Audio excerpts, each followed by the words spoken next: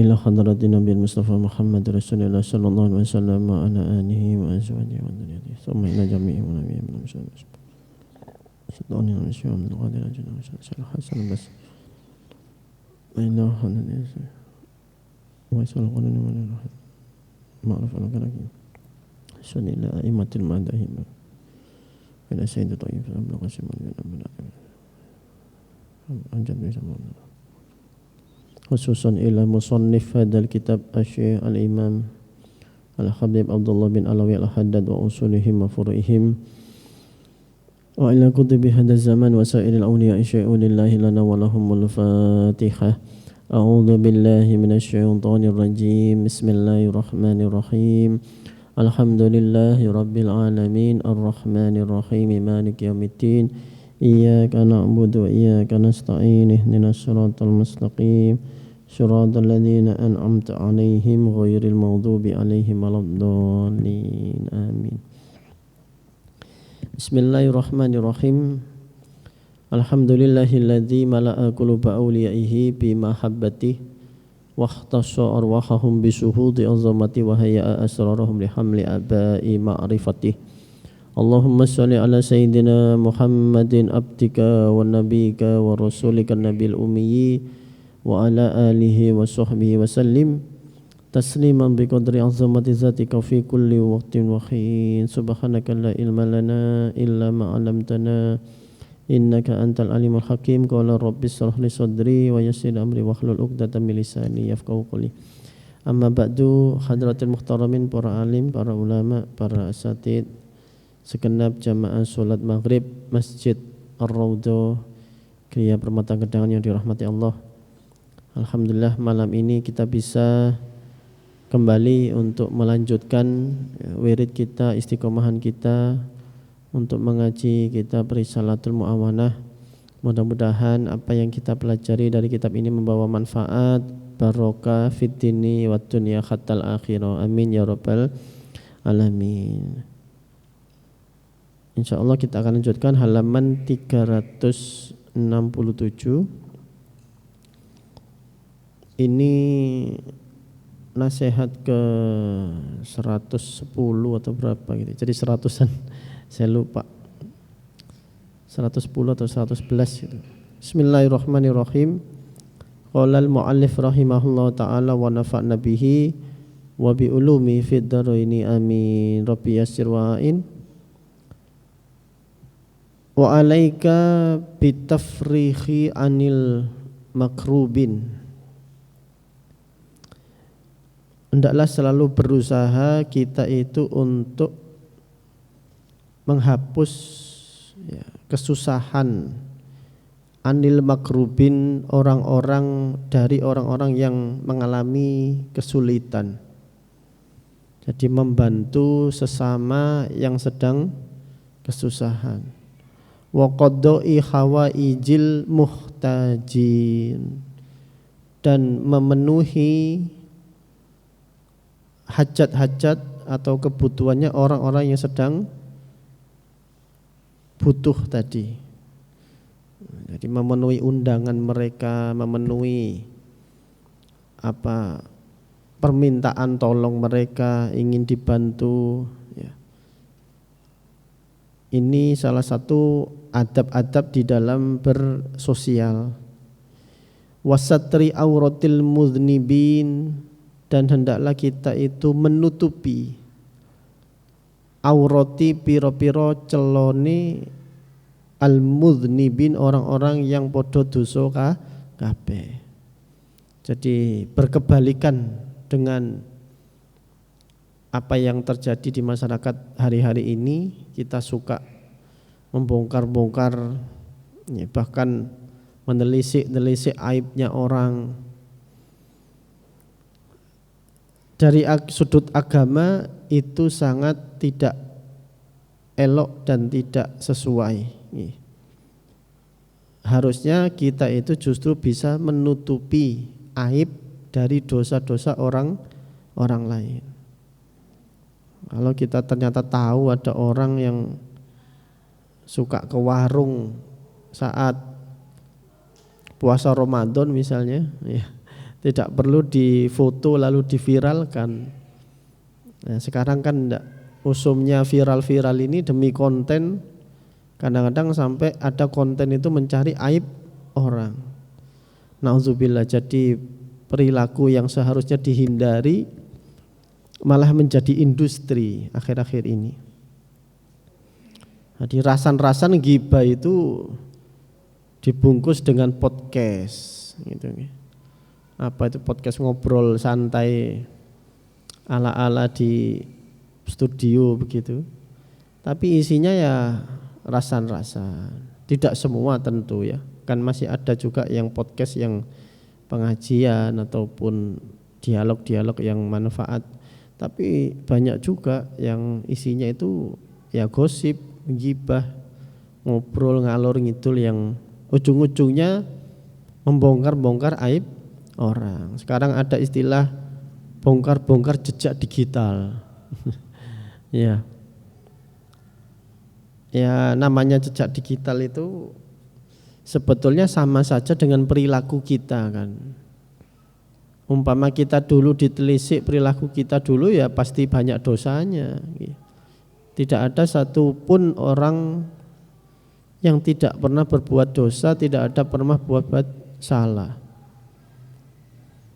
Pernah nyolong pencit, kalau zaman dulu bisa di medsoskan ya mungkin ada jejaknya sekarang.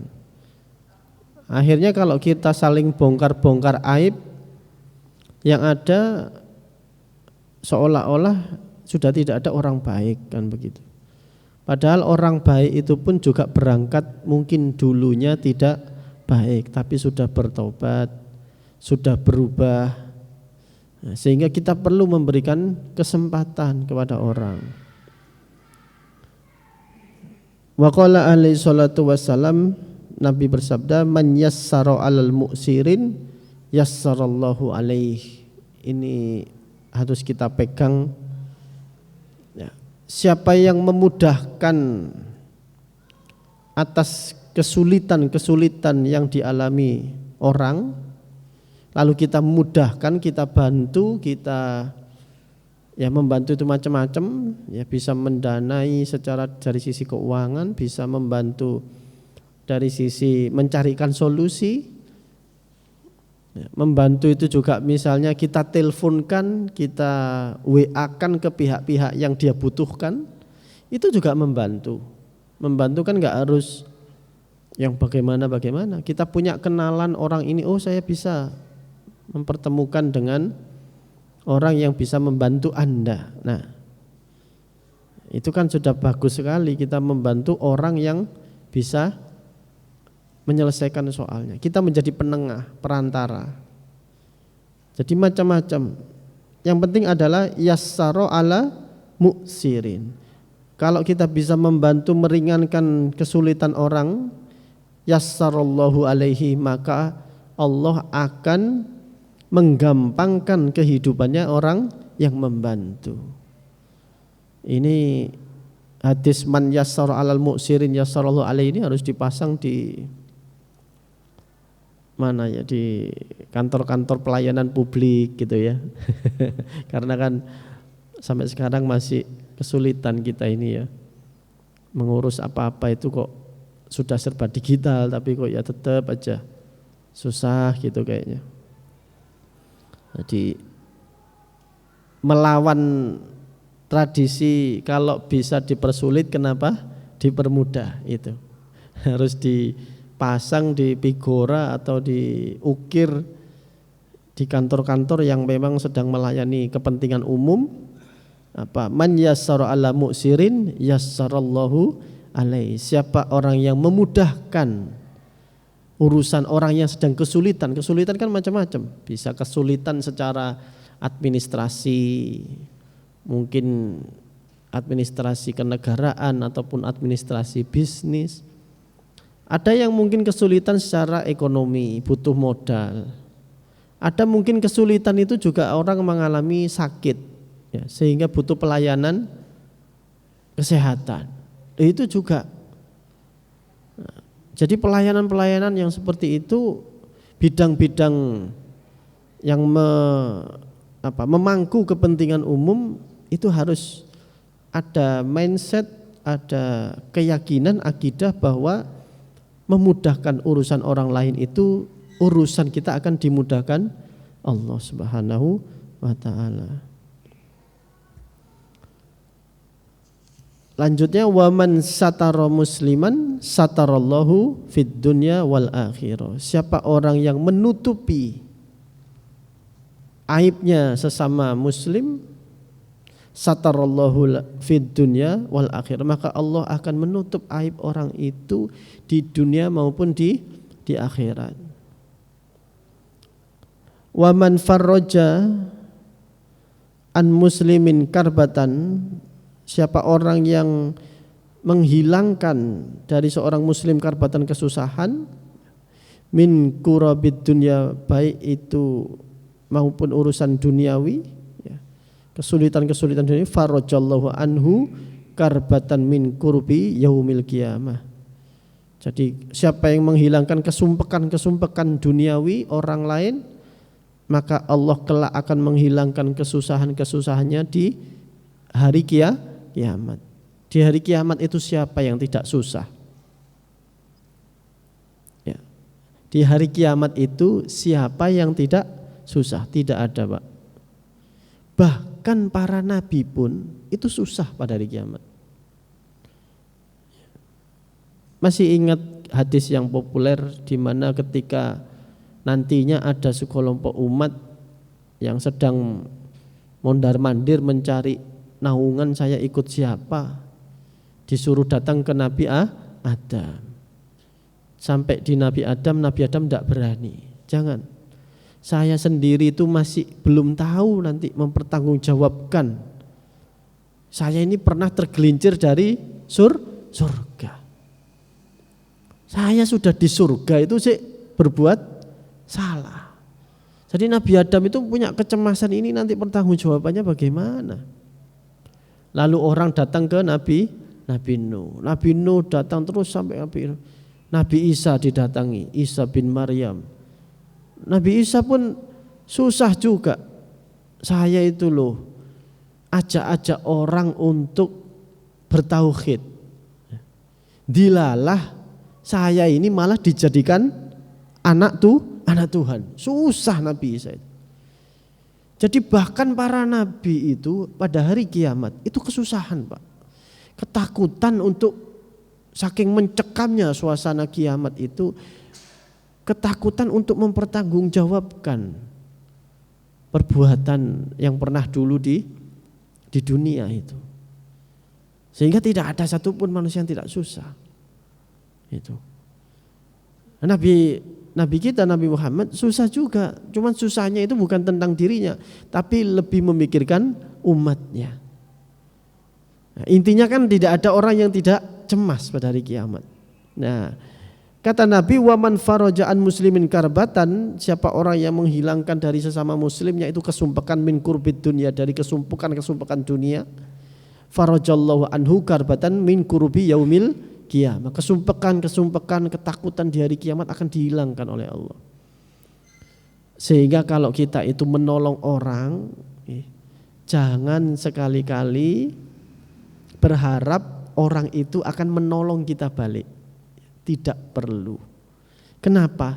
Karena Allah yang akan membantu kita kelak. Yang kita harapkan itu Allahnya, bukan timbal balik dari orang itu.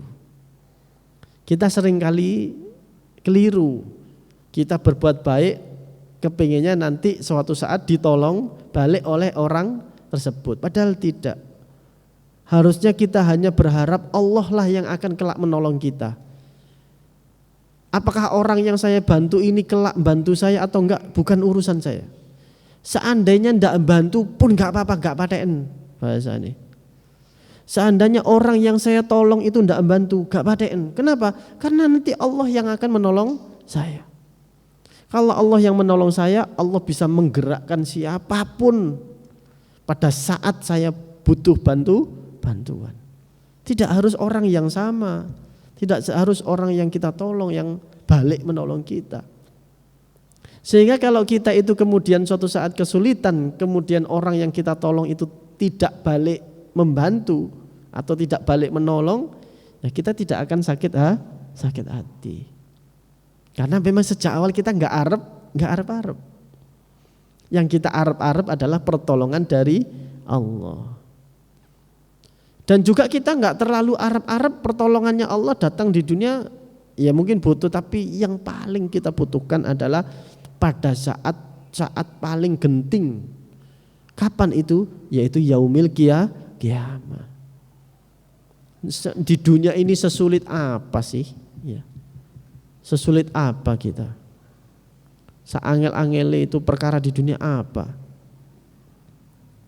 Paling-paling kalaupun kita kesulitan kena perkara mau di pengadilan, ya paling-paling ya di penjara gitu aja. Paling-paling mentok kalau kita didolimi orang mentok, ya mungkin kita paling ancaman terbesar di dunia itu apa sih? Ancaman terbesar itu kan paling mati kan mentoknya. Resiko tertinggi di dunia ini hanya mati, tidak ada yang lebih tinggi. Tapi sedangkan kematian itu justru biasanya menjadi awal mula kehidupan bagi seorang mukmin itu lebih baik. Jadi sebetulnya tidak ada yang pantas untuk ditakuti. Kalaupun toh kita memang nantinya mati karena memang takdirnya wayai mati, ya sudah toh. Bukankah kita memang menunggu mati memang kita ini? Kenapa harus takut mati? Sesusah-susahnya orang, saya tahu paling takut itu melarat Pak, miskin. Lah ya yang ditakuti dari kemiskinan itu apa sih? Kayak sok mangan kan. Nah, resikonya orang kalau nggak bisa makan itu apa? Kelaparan terus mati. Iya, terus habis mati apakah yo mati? Kan tidak. Mati menjadi awal pembuka kehidupan yang lebih baik. Asalkan kita mati membawa iman. Jadi kita patut repot, patut mikiri susah tentang keimanan kita sudah. Resiko yang lain sudah sepele, sudah kecil sekali kalau dibandingkan dengan resiko akhirat. Pilih mana kita ini serba mudah, di dunia gampang, dolek duit gampang, usaha ini lancar, tapi ternyata nanti di akhirat kesulitan. Pilih mana Pak? Ya pilih dunianya gampang, akhirat juga gampang, itu kan nafsu kita. Ya itu kan keinginan nafsu kita. Tapi tidak ada satupun manusia yang tidak mengalami kesumpekan, kesulitan, enggak ada. Kata Nabi di hadis yang lain, orang yang paling tinggi mengalami kesulitan hidup, ujian, cobaan hidup itu adalah para nabi dan rasul. Itu paling sulit. Sehingga kita itu jangan ngaku-ngaku atau kegeeran seolah-olah hidup kita ini paling susah Pak. Enggak ada apa-apanya kita itu ya. Enggak ada apa-apanya. Nabi Yusuf itu sampai dizolimi oleh saudara kandungnya, dibunuh ya. Walaupun nggak mati akhirnya kan, tapi kan dilempar di sumur, biarkan dia mati hidup-hidup. Nah, dilalah ada yang nolong dan sebagainya. Nabi Ayub itu sakit yang bagaimana, nggak ada satupun manusia yang mengalami sakit seperti Nabi itu. Ngono ono wong kiai kok terus komentar, kiai kok loro sih. Gak iso ngobati dhewe lho, ya apa sih Pak? Nabi saja, Nabi Ayub itu penyakitnya tidak ada sepanjang sejarah manusia sakit seperti Nabi Ayub Pak. Sekujur tubuhnya itu penuh dengan penyakit menular lagi. Tidak hanya sakit, hartanya itu terbakar. Apa ini ladang kebunnya terbakar Pak. Dia dibakar oleh iblis memang, oleh setan. Anaknya ada yang mati ikut terbakar. Ketika dia sakit, istri-istrinya yang cantik, sekali lagi istri-istrinya, banyak istrinya. Loh ini serius, bukan saya promosi poligami, bukan. Jadi istri-istrinya itu langsung minta cerai, hanya tinggal satu orang yang tidak minta cerai. Semuanya meninggalkan Nabi Ayub karena sakitnya tadi, bangkrutnya tadi, hartanya habis, kerajaannya habis. Ada orang yang seperti itu Pak, yang mengalami seperti Nabi Ayub? Enggak ada. Ada orang yang susah seperti Nabi Ibrahim yang dibakar demi mempertahankan keimanannya, dibakar hidup-hidup.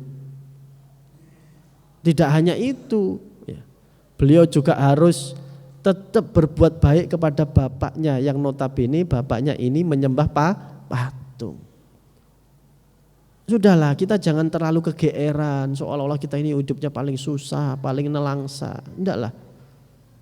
Ya, hidup yang paling berat itu para nabi, para rasul. Di bawahnya itu pada aulia illah. Ada para wali-walinya Allah, kekasih-kekasih Allah. Ulama-ulama itu susah. Hidupnya pasti susah. Perjuangannya berat dibandingkan kita-kita ini. Itu pun ya apa sih resiko terbesar yang ditakuti? Enggak ada, karena mereka keimanannya itu hanya Allah saja. Enggak ada yang ditakuti, mati juga enggak takut, miskin juga enggak takut. Ya, kita ini karena banyak kotoran-kotoran di hati kita, sehingga hati kita ini penuh dengan kegelapan, keimanan kita ini tipis, keyakinan kita dangkal, sehingga kita banyak mengalami ketakutan di dunia ini. Takut kalau cicilannya enggak lunas, nanti mobilnya ditarik. Takut kalau nanti enggak bisa ini, enggak bisa itu. Dan sebagainya. Akhirnya kita menyusahkan diri sendiri. Padahal itu mungkin ya bukan kesumpekan bagi para nabi, itu bukan itu. Nabi Muhammad SAW, Masya Allah, paling berat ujiannya Nabi Muhammad itu. Tidak ada. Ya. Nabi yang paling mulia itu justru paling berat ujiannya. Nabi Isa berat, tidak punya bapak. Masih muda, 33 tahun, didustakan oleh murid-muridnya sendiri. Yang satu yang benar, yang manut, sing manut itu saja menjadikan dia anak Tuhan. Sing gak manut ingin membunuh dia sampai disalib, kan begitu. Meskipun akhirnya kan tidak, menurut akidah kita tidak sampai dibunuh. Tapi kan artinya sing nurut menganggap dia Tuhan, anak Tuhan. Sing gak nurut ingin membunuhnya. Nabi Yahya sepupunya sama, dipenggal kepalanya.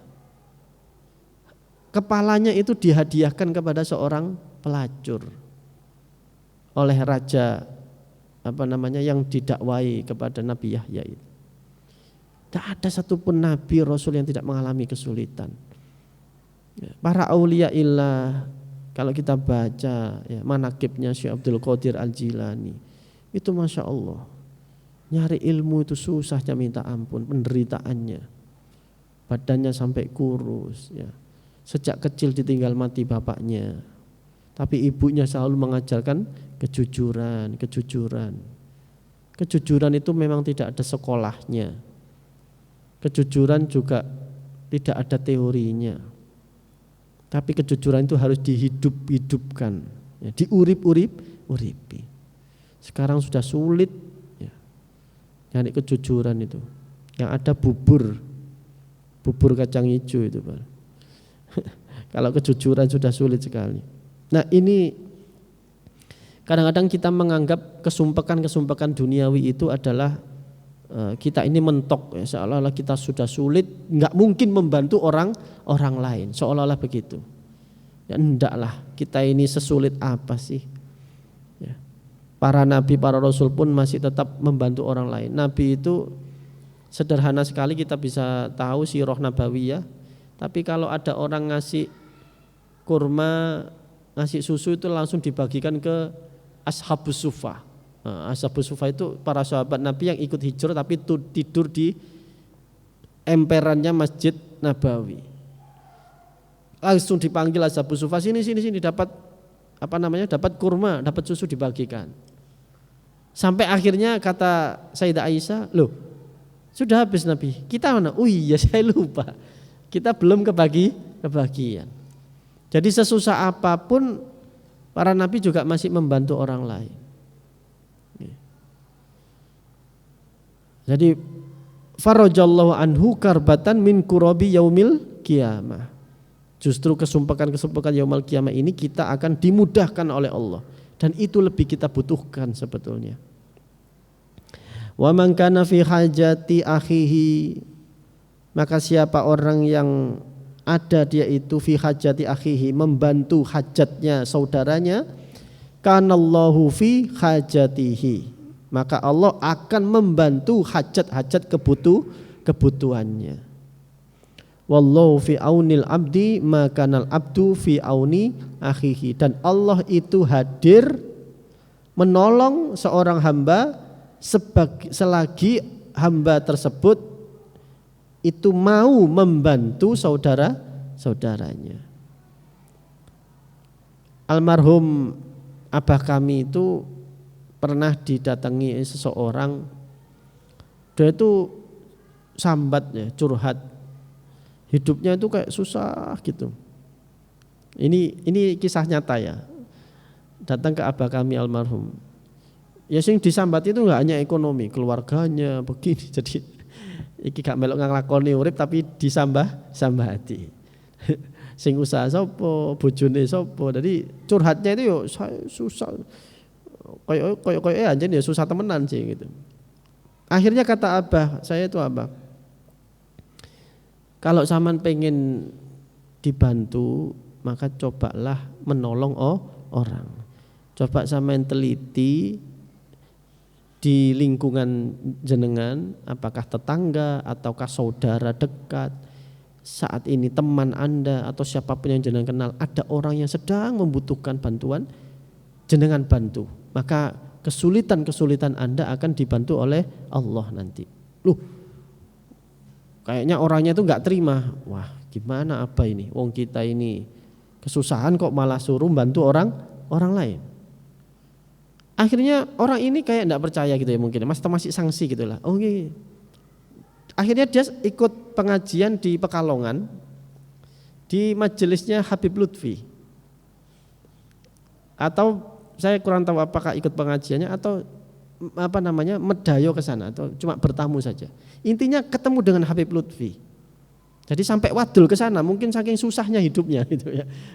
Sampai mendatangi ulama besar. Dia mendatangi Habib Lutfi. Sama, curhatnya sama, saya begini susah begini. Ternyata apa jawaban Habib Lutfi? Sampean kalau ingin dibantu orang, bantulah orang. Lu kok sama kayak Abah ternyata gitu. Akhirnya orangnya pulang. Sampai pulang ketemu Abah lagi bilang, ngapunten Bah, saya kemarin itu ke Pekalongan ke Habib Lutfi. Ternyata katanya Habib Lutfi sama kayak jenengan. Jadi ya karena itu bukan berarti enggak. Cuman itu kan hadisnya Nabi gitu ya. Rumusnya kalau kita ingin dibantu hidup kita, bantulah orang lain, maka Allah akan membantu kita. Lah kita egois, awak dhewe susah kok. Ngewangi wong dadakno. Ya wis, susah dhewe akhirnya. Kata Allah ya sudah. Padahal kata Allah itu kalau kamu bantu dia, urusanmu itu tak beresi. Tapi iki wae ngono gitu. Lah kan enak sih gitu ya. Daripada kita menyelesaikan masalah kita sendiri tapi enggak selesai-selesai, kan enak yang menyelesaikan itu Allah. Pasti beres. Cuman kita kan enggak mau. Kita seolah-olah egois, wong aku urusanku. Kita kepingin seolah-olah kita ini mampu menyelesaikan diri sendiri. Lah enak sih dia wangi Gusti Allah. Tinggal kita membantu orang lain. Makanya membantu orang ini kan tidak harus yang bagaimana ya, memberi uang atau enggak lah. Amal-amal yang kecil, ada anak-anak sekolah menyeberang dari jalan raya, itu juga membantu. Ada orang tua butuh tumpangan mungkin, butuh apa kita bantu. Tetangga kita lagi menakno opo ya. Kalau di desa itu kan masih ada sih ya, beberapa desa yang di pelosok itu kalau ada tetangga bangun rumah, jadi mondasinya itu tetangga sebelah itu ikut nguli. Nah, walaupun cuma imbal semen ya, dari adukan semen atau kapur, dia membentuk barisan begini, dia membantu tetangganya tadi, gotong royong itu, baris begitu. Masya Allah itu Hal-hal seperti itu harus diviralkan nih, hal-hal seperti itu harus dipublikasi. Bagaimana kehidupan gotong royong membantu di pedesaan. Kalau di kota gak susah. Ya siapa sih bantu wong tonggone ya kerja kabeh gitu ibaratnya. Sore-sore juga nggak ada, sudah kecapean. Di pedesaan itu masih ada loh. Kalau tetangganya itu, mau bangun mondasi, ayo bareng-bareng. Jadi nggak usah pakai tenaga kuli ataupun tukang bangunan, itu ditandangi dewe. Nah, maksudnya itu contoh bagaimana kehidupan yang saling tolong menolong itu penting. Artinya menolong dengan hal-hal yang kecil-kecil. Atau pekerjaan panjenengan apa? Kalau panjenengan kebetulan ada di bidang pelayanan, ya, pelayanan customer, pelayanan publik, lakukan di luar SOP-nya. Kadang-kadang ada orang, itu bukan bagian saya sih, ya, itu bagiannya resepsionis misalnya begitu ya. Akhirnya kita nggak mau bantu orang yang sedang tola-tole. Loh, ada orang tola-tole butuh petunjuk, kita kan bisa ngampiri. Ya, Assalamualaikum, selamat pagi, Bapak Ibu bisa dibantu? Mau kemana? Saya bingung, mau ke kantornya Bapak ini. Nah, ditunjukkan jalannya, kan itu kan membantu. Tapi kadang kita sok-sok memikirnya membantu orang itu mungkin bantu uang atau enggak harus seperti itu. Menolong hal-hal kecil yang seolah-olah itu bagi kita itu sepele, tapi bagi orang tersebut sangat membantu. Ada orang kesulitan mengakses ini, saya kok nggak ada kenalan orang yang begini. Oh, saya punya kenalan, kita kasih nomor teleponnya. Kita menghubungkan antara satu orang kepada orang lain yang saling berhajat. Ada tetangganya jualan, bantulah promosi, ya kan? Ada flyernya, ya sini tak bantu sebarkan di kantor saya. Siapa tahu ada orderan. Loh, kita cuman bantu nge-share via WA. Tapi ternyata karena share-sharean kita ada orang order pesanan. Nah, ini kan sepele. Jadi membantu itu tidak harus yang berat-berat, Pak. Enggak. Bismillahirrahmanirrahim. Wa alaika, dan berusahalah engkau bi'itomatil adza untuk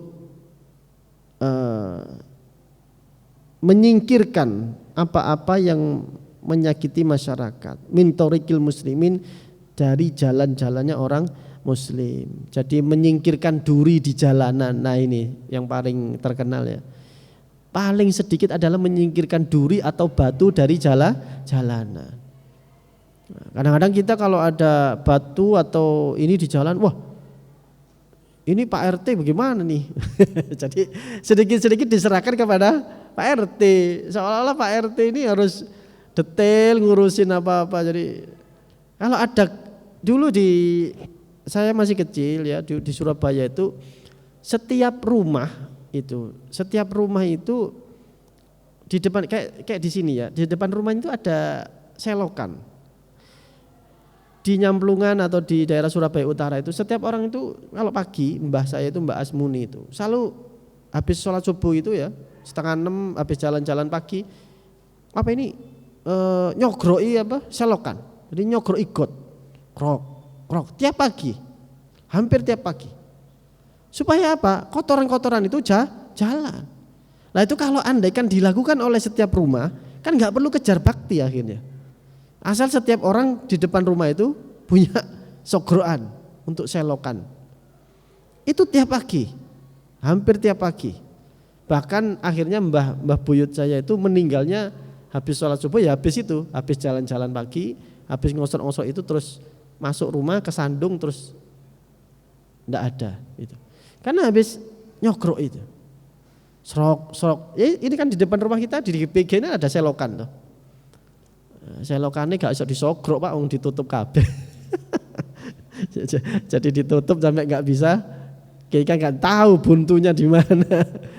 Sekarang, nah itu hal-hal kecil ya, itu membantu ketika nanti hujan, apalagi kalau habis ada orang bangun, ya kan, ada renovasi rumah, numpuk di selokannya itu nanti pas hujan buntu. Nah, lagi-lagi nanti larinya ke gimana Pak RT ini ya. Kasihan Pak RT itu ya. Kita bantulah sedikit-sedikit itu meringankan kerjanya Pak RT, Pak RW, sama-sama ya gotong royong. Sudah kerja bakti gak tahu metu ya. Ono duri di jalanan, paving di jalanan yang berserakan, ini bagaimana Pak RT-nya? Tinggal difoto terus di-share nang grup RT, grup RW. Pak RT ini ya sama tandangi lah Pak. Perkara sepele begitu saja kok. Toh itu juga membantu Anda, akhirnya Anda membantu orang lain, dan itulah hadis Nabi, menyingkirkan duri di jalanan, menyingkirkan batu di jalanan, itu sunnah Nabi.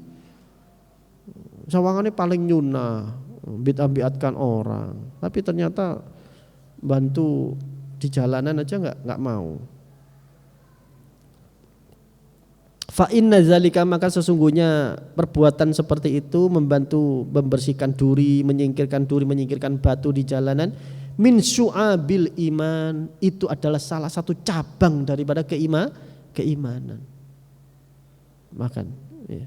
Wa fil hadisi qala Nabi sallallahu alaihi wasallam, ra'aitu rajulan yataqallabu fil jannah fi husni syaukin faqata'ahu min tariqil muslimin.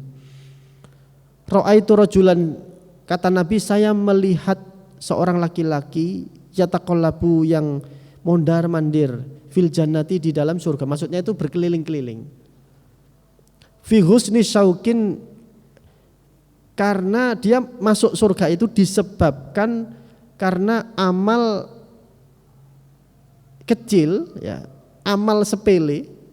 Saukin faqata'ahu min tariqil muslimin, dia itu menyingkirkan apa? Duri atau batu dari jalanan. Hanya karena menyingkirkan batu, duri di jalanan, orang itu diridhoi Allah, ditolong Allah, akhirnya sampai masuk surga. Ini hadis Nabi, begitu banyak ya. Nabi itu mendorong kita untuk membantu melakukan amal-amal yang kelihatannya sepele ya. Kalau ada kulit pisang ya, di mana itu, di jalan nanti ada orang kepleset, atau di masjid ini ada kotor apa. Jadi itu penting sekali. Jangan sampai orang lain itu celaka. Jangan sampai orang. Jadi mindset kita itu memikirkan orang lain, membantu orang lain, justru hidup kita akan dibantu oleh Allah. Itu yang harus kita tanamkan dari diri kita. Kita harus tularkan itu kepada anak-anak kita. Jangan sampai anak-anak kita tumbuh di dalam individualisme.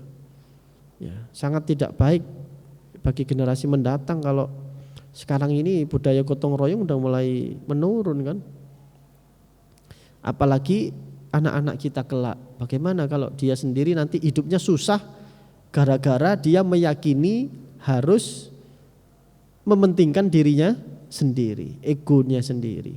Padahal kunci kehidupan kita itu enak, kunci kehidupan kita ini banyak yang membantu adalah membantu orang lain. Karena nanti Allah yang akan memberesi urusan kita. Wallahu alam bisawab. Wa alaika birahmatil yatim. Insyaallah kita lanjutkan di pertemuan berikutnya. Saya kira demikian. Mudah-mudahan sedikit apa yang kita baca dari kitab ini, meskipun kelihatannya sepele, tapi saya senang justru ngaji dengan tema-tema seperti ini ya. Ketika kita mulai agak terkikis ya, solidaritas sosial kita sibuk dengan urusan masing-masing, seolah-olah sosial itu enggak penting ya. Yang penting itu ibadah sendiri kepada Allah, padahal hablum minannas ini salah satu kunci kesuksesan kita. Hablum minallahnya itu beres. Atiullaha wa atiur rasul wa ulil amri. Ulil amri itu kan kenegaraan. Jadi peduli pada negara itu juga penting. Aqimis sholat wa ataz zakat. Dirikan sholat, tunaikan zakat. Zakat itu kan ibadah sosial. Tapi sampai Allah wajibkan. Jadi kunci-kunci kesuksesan kita hablum minallah itu baik, hablum minannas juga harus baik. Jangan gampang emosi kalau di jalan ya. Jangan sampai gampang bengkerengan dengan tetangga dan sebagainya. Di kitab ini juga kan kita sudah diingatkan sabar terhadap perilaku tetangga itu salah satu lelakunya para aulia. Jadi punya tetangga yang mohon maaf agak rese atau agak ini itu biasa. Di hampir semua lingkungan Anda akan ketemu orang seperti itu. Tinggal kita sabar atau tidak. Wallahu a'lam bishawab. Rabbi fanfa'na bi barakatihim wahdinal husna bi hurmatihim wa amitna fi tariqatihim wa mu'afatin minal fitani. Rabbi fanfa'na bi barakatihim wahdinal husna bi hurmatihim wa amitna fi tariqatihim wa mu'afatin minal fitani. Rabbi fanfa'na bi barakatihim wahdinal husna bi hurmatihim wa amitna fi tariqatihim wa mu'afatin minal fitani. Bismillahirrahmanirrahim. Allahumma inni astaudi'uka ma 'allamtanihi fardudhu ilayya inda hajati ilaihi wa la tunsinihi ya rabbal alamin. Allahumma inni astaudi'uka ma 'allamtanihi fardudhu ilayya inda hajati ilaihi wa la tunsinihi ya rabbal alamin. Allahumma inni astaudi'uka ma 'allamtanihi fardudhu ilayya inda hajati ilaihi wa la tunsinihi ya rabbal alamin. Subhanakallahumma bihamdika asyhadu an la ilaha illa anta astaghfiruka wa atubu ilaika. Assalamualaikum warahmatullahi wabarakatuh.